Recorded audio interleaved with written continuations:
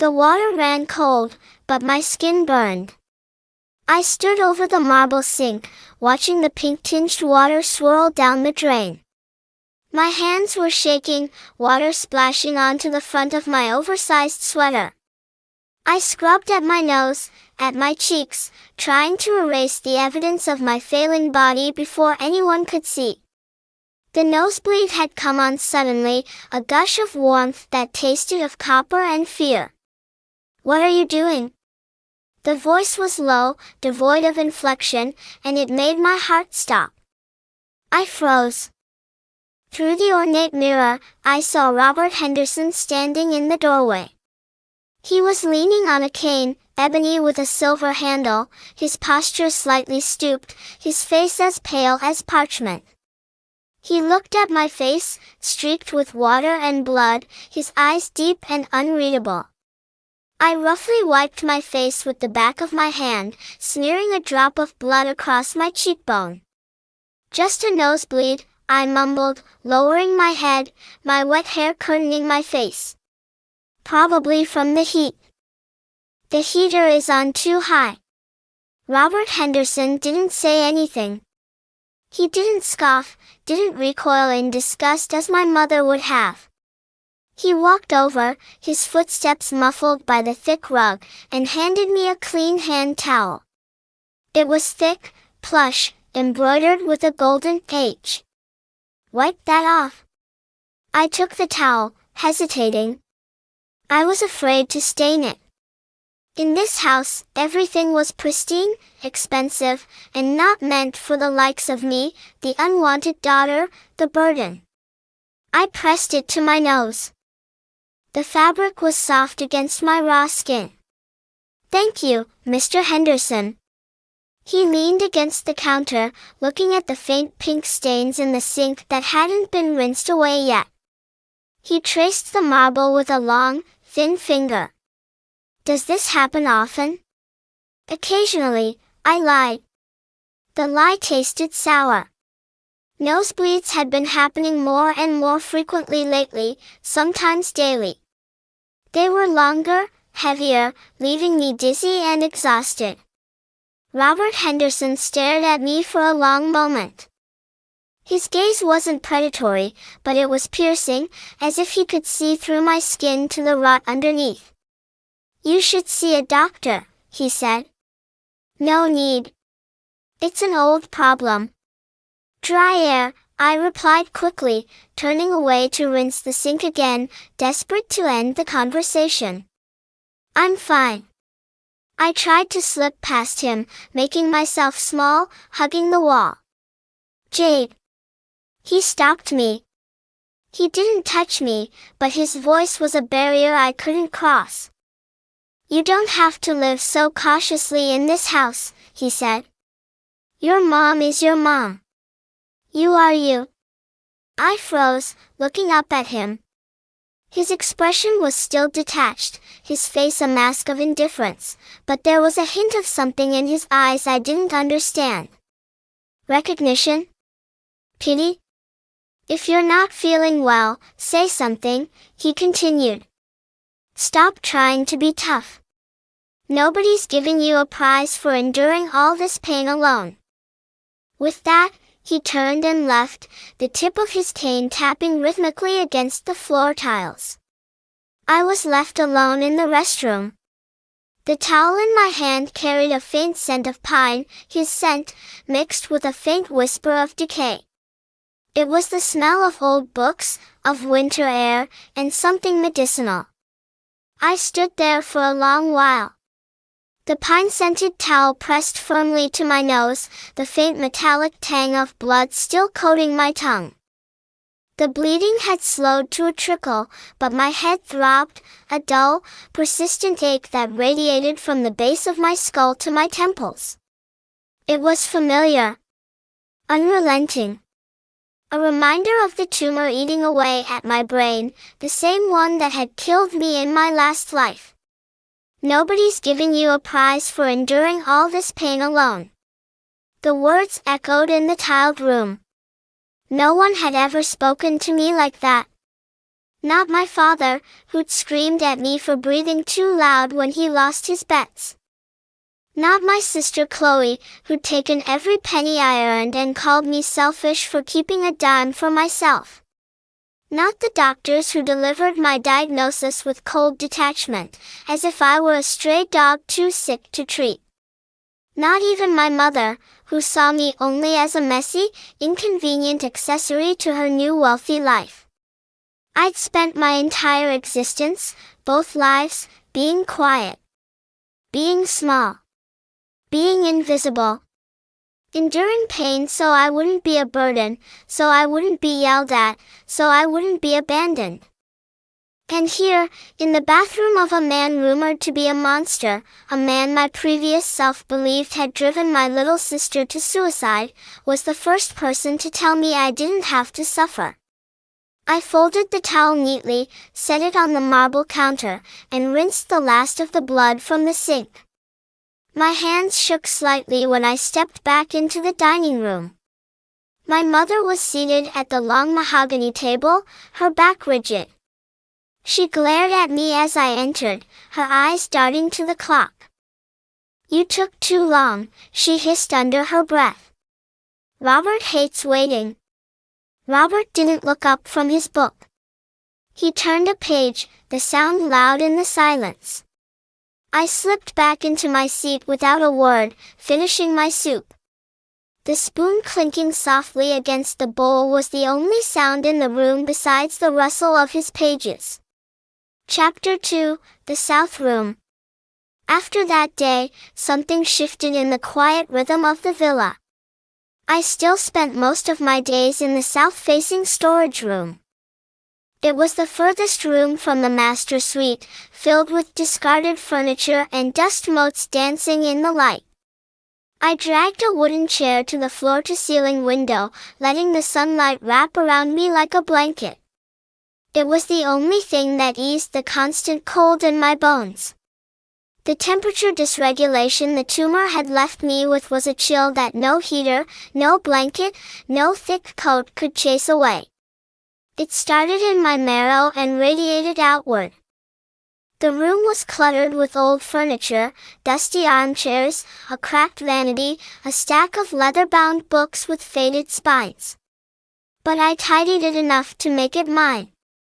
A thin mattress on the floor, my duffel bag tucked in the corner, the photo album with my terminal diagnosis hidden under my pillow, and a small potted succulent I'd found on the windowsill, the only living thing in the room besides me.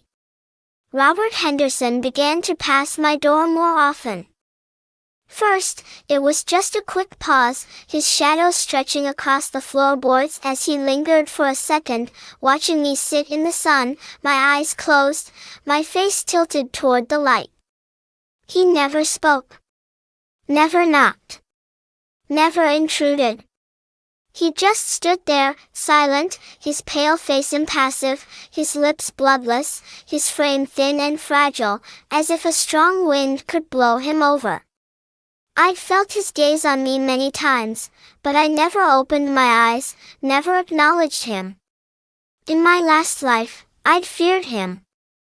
I'd feared his coldness, his silence, the way the rumors said he isolated Chloe, criticized her every move, drained the life from her until she could no longer breathe. But now he felt less like a monster and more like a fellow prisoner. Trapped in this gilded villa, just as I was trapped in my dying body. His gaze was not angry, not cruel, not possessive. It was recognizing. Like he saw the ghost in me, the quiet decay, the slow fade, and recognized it in himself. One afternoon, I woke up from a shallow nap, my head throbbing, my nose tingling with the familiar threat of a bleed. When I opened my eyes, Robert was standing in the doorway, leaning lightly against the frame, a mug of warm tea in his hand, steam curling into the air. He didn't startle when I looked at him. He didn't apologize for intruding. He just held out the mug, his hand steady despite how pale and frail it looked. "Chamomile," he said, his voice flat, unemotional as always. For the headaches. I stared at the mug, then at him. No one had ever made me tea for my headaches. No one had ever cared enough to notice I had them. I reached out, my fingers brushing his. His skin was cold, colder than mine, as if his blood barely flowed. I took the mug, the warmth seeping into my frozen fingers, and mumbled a quiet, "Thank you, Mr. Henderson." He nodded once and turned to leave, but paused at the door. "The sun helps," he said, so quietly I almost missed it. "It helps with the cold. With the weight." I didn't ask him what weight. I didn't need to. I understood. We were both carrying something deadly. Something invisible. Something that was killing us. Slowly, quietly, without fanfare. After that, small gestures became routine. He'd leave a blanket folded on my doorknob, thick and woolen. When the wind picked up, he'd place a bottle of electrolyte water on my windowsill, knowing I often forgot to drink. He never mentioned the nosebleeds, never pushed me to see a doctor, never asked about the pain I tried so hard to hide. He just saw me. In a way no one ever had. In a way I'd never let anyone see me. My mother, of course, noticed nothing. She was too busy performing the role of the perfect, devoted wife. Cooking 3-course meals Robert barely touched. Giving him shoulder massages he flinched away from. Watching financial news with him, laughing at his dry jokes, tiptoeing around his need for silence like a servant in her own home. She'd snap at me if I so much as breathed too loud. If I left a crumb on the table. If my shoes left a wet mark on the carpet. "You are lucky to be here, Jade," she reminded me daily, her voice tight with anxiety. "You should be grateful. Never upset Robert. Your father is a disgrace. We are lucky to have escaped that life." I never corrected her. I never told her that the life I'd escaped was the one I'd already died in. That I'd paid for my father's gambling debts with my health, my sanity, and finally my life. That Chloe's choice to stay with him was a death sentence she didn't know she was signing. I just nodded. And stayed quiet. And stayed in my sunlit room, counting the days until I could rest forever. Chapter 3, The Phone Call. Then Chloe called again. I had blocked her number after she'd screamed at me for stealing family money, the $5,000 I'd earned washing dishes, my medical fund, the only money I'd ever had for myself. But she'd found a way around it, using a stranger's phone. I was in the kitchen, getting a glass of water, when the unknown number lit up my screen. The villa was silent. Robert was reading in the living room, my mother upstairs folding laundry. The ringtone cut through the quiet like a knife. I tensed, already knowing who it was. I debated letting it ring, but the persistent buzzing made Robert look up from his book. His brow furrowed. I sighed and stepped outside to the backyard patio to answer. "Hello? Jade. You ungrateful little bitch." Chloe's voice was shrill, hysterical, blasting through the speaker. In the background, I heard the sound of crashing furniture and my father's drunken slurs. "Dad's in the hospital," she screamed. "He got into a fight with debt collectors. They beat him half to death, and it's all your fault. You took the money. You left us. You let him get hurt." My grip on the phone tightened. "I didn't take your money, Chloe. I took my money. If you don't send $5,000 right now, I swear I'll come to that fancy villa and tell everyone what a selfish, heartless whore you are." My head throbbed, the pain spiking sharp and sudden. Black spots danced in my vision. I leaned against the stone wall of the patio, closing my eyes, breathing slow and deep. I could hear my father yelling in the background, his words slurred, angry, familiar. Should have let her die in the gutter, ungrateful brat, all she does is take. In my last life, I would have panicked. I would have cried. I would have begged for forgiveness. I would have worked 3 more jobs, coughed up more blood, given them every penny I had, even if it meant I couldn't afford my medication. Even if it meant I died faster. I'd done it all before. And I'd died alone, broken, used up for a family that never loved me, never appreciated me, never cared that I was dying. Not this time. Chloe, I said, my voice calm, steady, empty of all emotion. You chose Dad.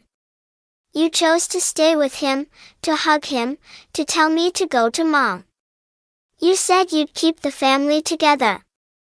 This is the family you chose. He's your father. Chloe shrieked.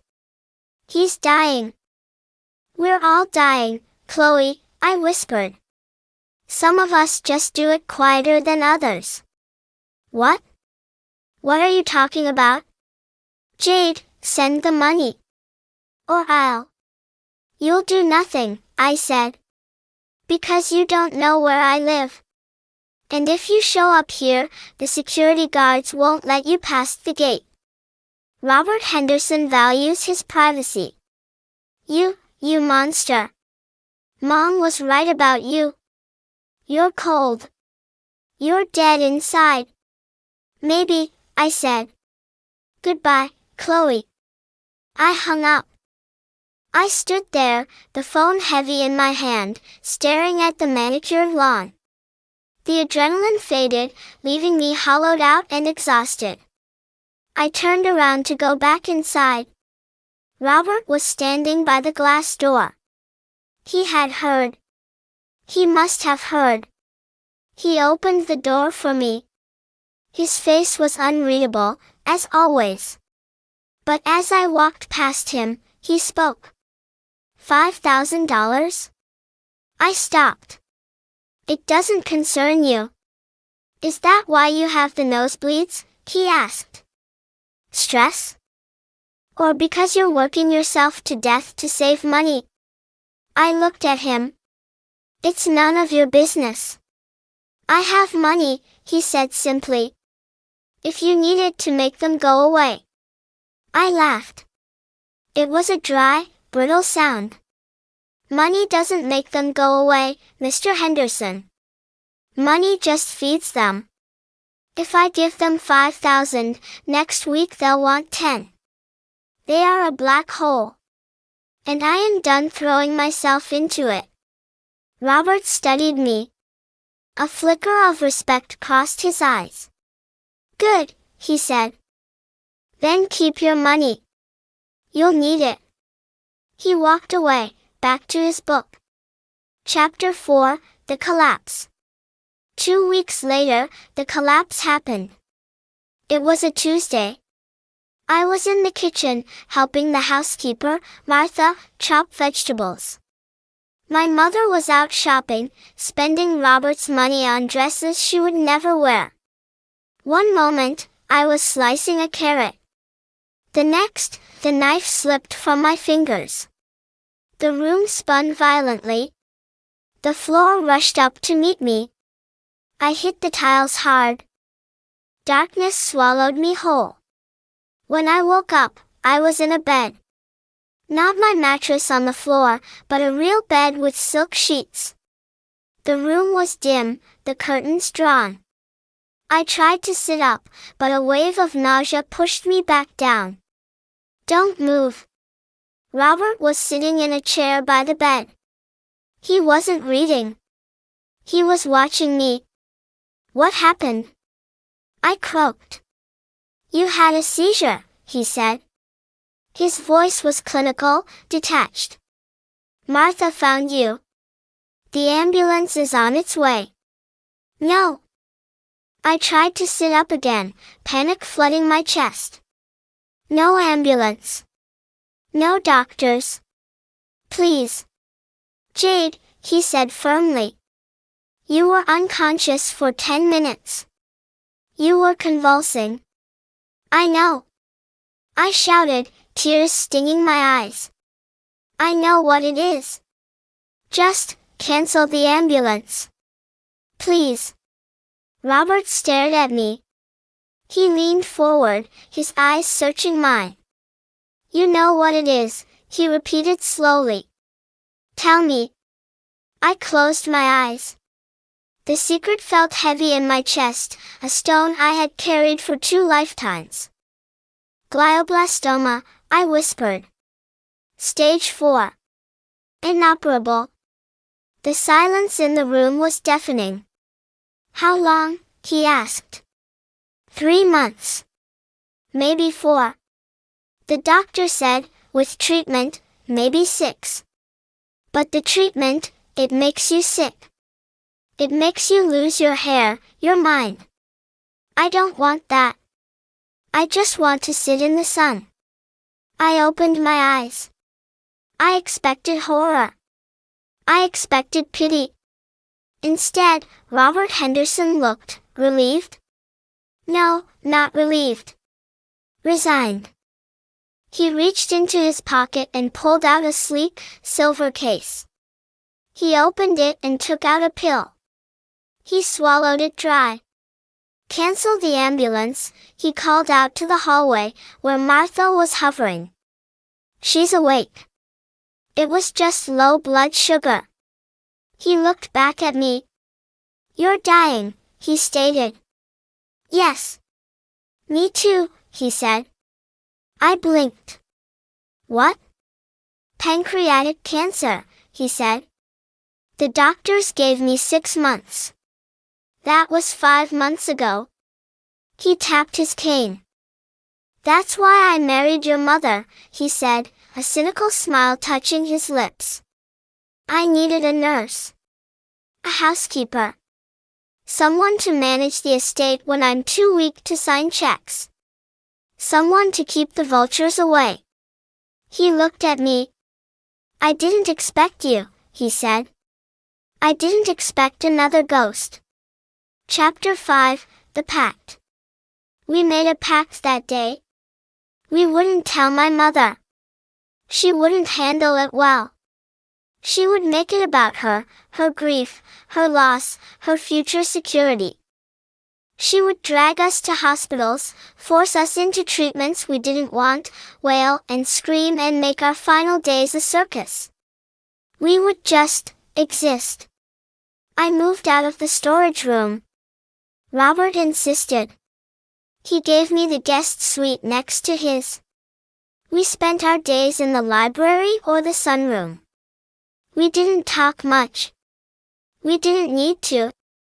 We sat in companionable silence, 2 dying souls keeping each other warm. He taught me about art. I read to him when his eyes got too tired. We drank tea. We watched the sunset. My mother was confused, then jealous, then indifferent. She assumed Robert was just being eccentric, taking a liking to his stepdaughter. She was busy securing her position in his will, meeting with lawyers, buying jewelry. She didn't notice that Robert was getting thinner. She didn't notice that I was sleeping 18 hours a day. One evening, Robert handed me a thick envelope. For Chloe, he said. I looked at him. I told you not to. It's not $5,000, he said. It's a trust. It pays out a small stipend monthly. Enough to keep them off the streets, not enough to gamble away. It's tied to a condition, they leave you alone. Forever. I held the envelope. Tears pricked my eyes. Why? Because, he said, looking out the window at the dying light. You deserve peace. And I have too much money and not enough time. Chapter 6, The End. 2 months later, Robert couldn't get out of bed. My mother finally realized something was wrong. She panicked, calling doctors, screaming at Martha. I sat by Robert's bed, holding his cold hand. "Send her away," he whispered to me. "Please." I turned to my mother. "Get out," I said. "Excuse me," she shrieked. "He is my husband. I have rights." "He is dying," I said, my voice steel. "And he wants quiet. If you don't leave this room, I will tell the lawyers to cut you out of the will completely. Do not test me." She looked at Robert. He nodded weakly. She left, slamming the door. Robert squeezed my hand. "Thank you," he breathed.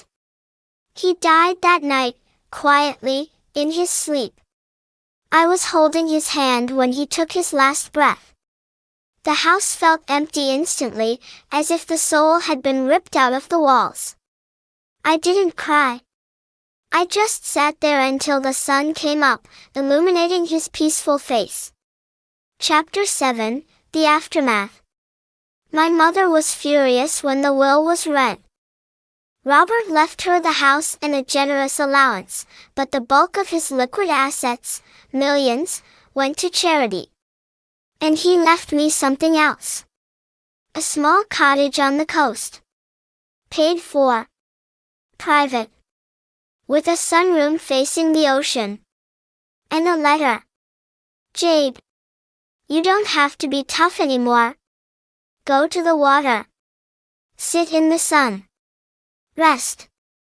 You were the only real thing in this house." I packed my bags the day after the funeral. My mother screamed at me, called me ungrateful, demanded I stay and help her manage the estate.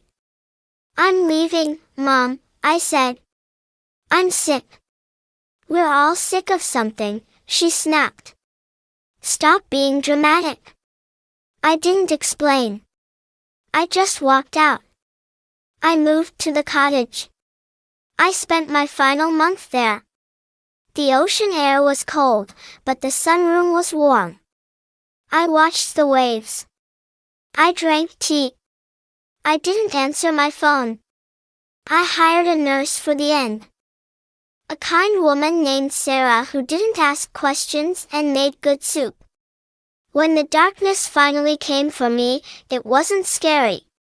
It wasn't lonely. I closed my eyes, feeling the sun on my face, smelling the salt and the pine trees outside. I wasn't a ghost anymore. I was just free. And somewhere, in the quiet dark, I hoped Robert was waiting with a cup of tea.